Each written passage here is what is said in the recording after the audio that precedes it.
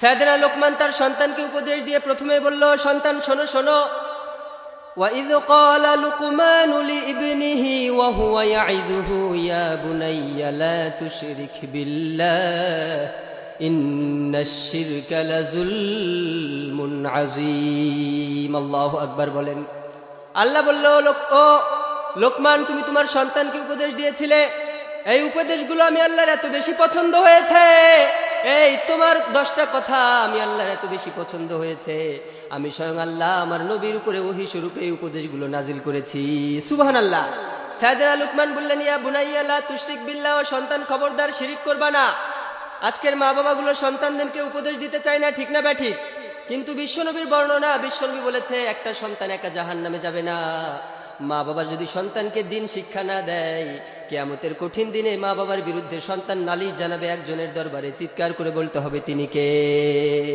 এজন্য সাইয়েদনা লোকমান তার সন্তানকে বললেন, ইয়া বুনাইয়া লা তুশরিক বিল্লাহি ইন্নাশ শিরকা লাযুলমুন আযীম।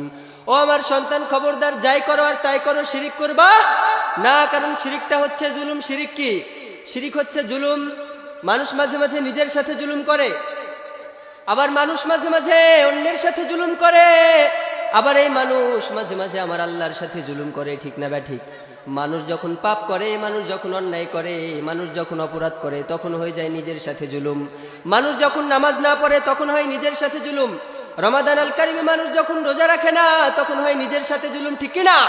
মানুষ যখন অপরাধ করে, মিথ্যা বলে, তখন হয়ে যায় নিজের সাথে জুলুম। আর মানুষ যখন অন্যকে আঘাত করে, অন্যকে হত্যা করে, তখন হয়ে যায় অন্যের সাথে জুলুম, মানে ইনসানের সাথে জুলুম। আর মানুষ যখন শিরিক করে, তখন হয়ে যায় একজনের সাথে জুলুম। চিৎকার করে বলতে হবে তিনি কে। এজন্য সাইয়েদনা লোকমান বললেন, ইয়া বুনাইয়া লা তুশরিক বিল্লাহি ইন্নাশ শিরকা লাযুলমুন আযীম। ও আমার সন্তান, খবরদার শিরিক করবা না, কারণ শিরিক হচ্ছে জুলুম। আয-যুলমু যুলুমাতুন ইয়াউমাল কিয়ামাহ, কিয়ামতের কঠিন দিনে যারা জুলুম করে তাদের ডানে অন্ধকার থাকবে, বায়ে অন্ধকার, সামনে অন্ধকার, পিছনে অন্ধকার।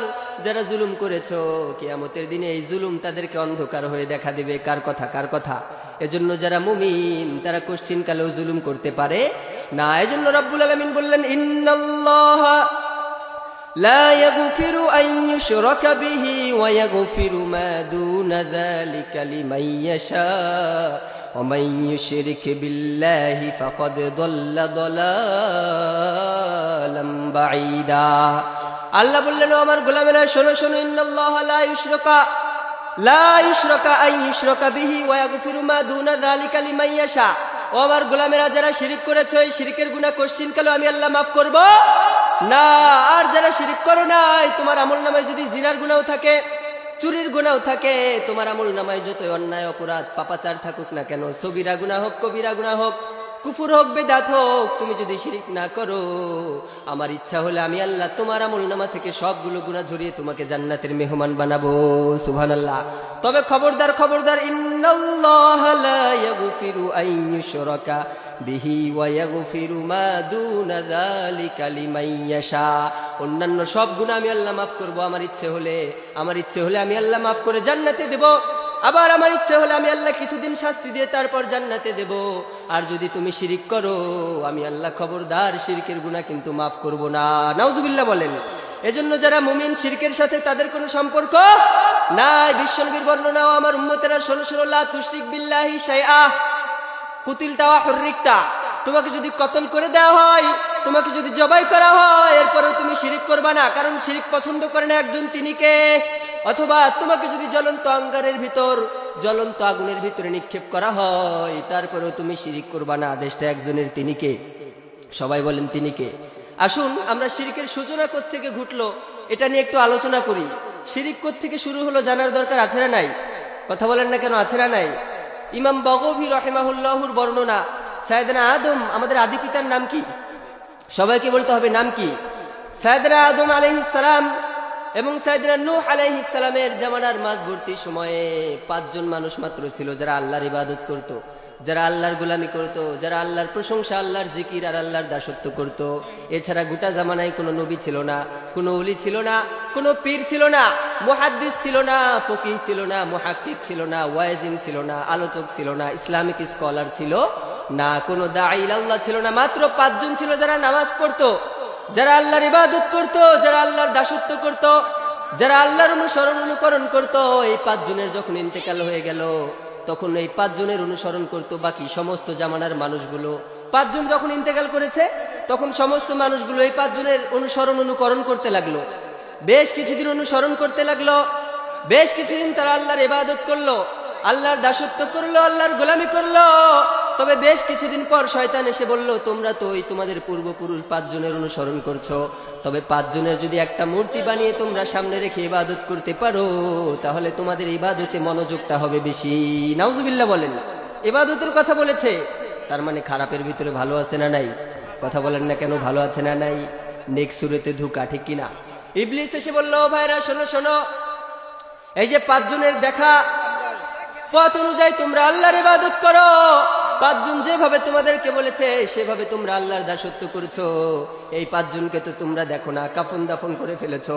তবে এই 5 জনের একটা মূর্তি যদি তোমরা বানিয়ে সেই মূর্তির সামনে আল্লাহর ইবাদত করো, তাহলে ইবাদতে তোমাদের মনোযোগটা বেশি বসবে। নাউজুবিল্লাহ বলেন।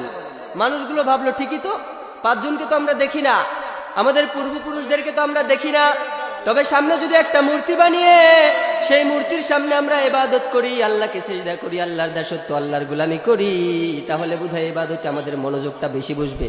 এবার 5 জনের মূর্তি বানানো হলো, মূর্তির সামনে তারা ইবাদত শুরু করে দিল। সেই জন্ম যখন ইন্তেকাল করলো, সেই প্রজন্ম বিদায় নিয়ে চলে গিয়েছে, সেই প্রজন্মের পরের প্রজন্ম আবার সেই মূর্তিগুলোর সামনে ইবাদত করতে শুরু করলো। এবার শয়তান এসে বলে, তোমাদের পূর্বপুরুষ ছিল এরাই তোমাদের খোদা, এরাই তোমাদের রব, এরাই তোমাদের স্রষ্টা, এদের সামনে যেহেতু ইবাদত করছো, এদেরই তোমরা ইবাদত করবা। নাউজুবিল্লাহ বলেন। মুসলমানদের জন্য শয়তানের ধোঁকা আছে না নাই? শয়তান মুসলমানদেরকে ধোঁকা দেয়, ঠিক না ব্যাঠিক? ওই মানুষগুলো 5 জনের মূর্তির সামনে ইবাদত করতে শুরু করলো। তারা মনে মনে ভাবলো, এটাই বুঝায় আমাদের রব, এটাই বুঝি আমাদের স্রষ্টা। তখন থেকে শিরকের সূচনা হয়েছিল। দীর্ঘ 900 বছর সাইয়েদনা নূহ আলাইহিস সালাম এসে সেই মানুষগুলোকে দাওয়াত দিতে শুরু করলো।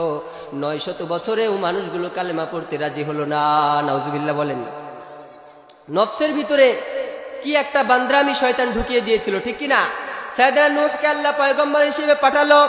সাইয়েদনা নূহ এসে তার সমস্ত উম্মতগুলোকে দাওয়াত দিল, জাতির লোকগুলোকে দাওয়াত দিল।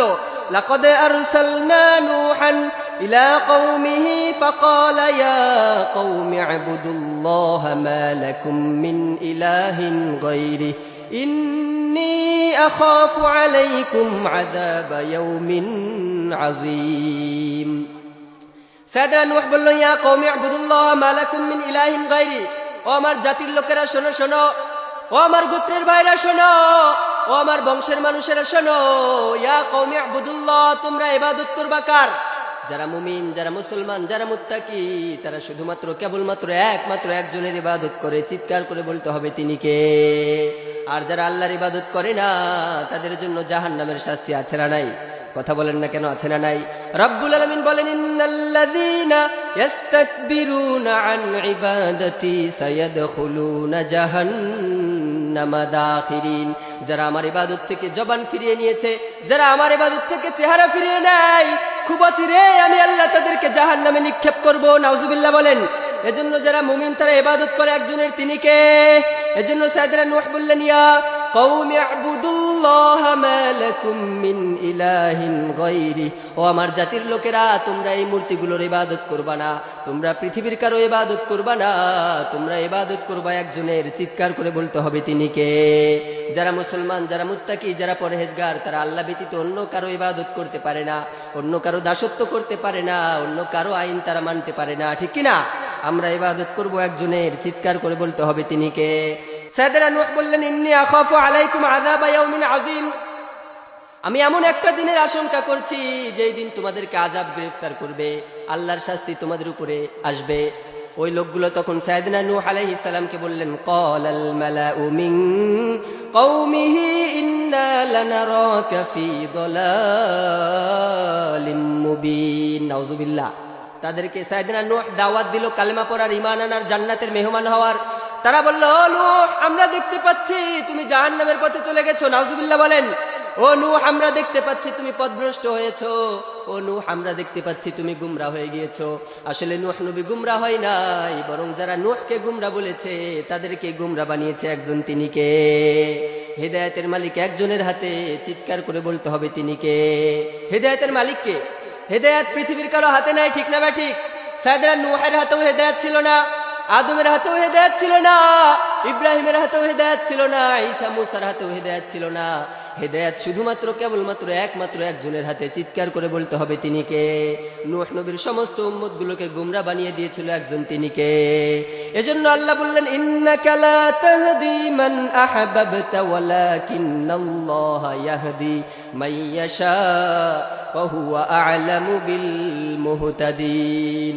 আল্লাহ বিশ্বনবীকে বলল, নবী, যাকে আপনি ভালোবাসেন, যাকে আপনি পছন্দ করেন, যার মহাব্বতে আপনি পড়ে গিয়েছেন, যাকে আপনি ইচ্ছা করবেন তাকে কিন্তু আপনি হেদায়েত করতে পারবেন না। ও নবী, মান আহবাবতা ওয়ালাকিন্নাল্লাহা ইয়াহদি মান ইয়াশা, আপনি যাকে ভালোবাসেন তাকে আপনি হেদায়েত প্রাপ্ত করতে পারবেন না। আপনি যাকে ভালোবাসেন তাকে আপনি জান্নাতের মেহমান বানাতে পারবেন না। আপনি যাকে ভালোবাসেন তাকে আপনি ইহদিনাস সিরাতাল মুস্তাকিমের পথে আনতে পারবেন না।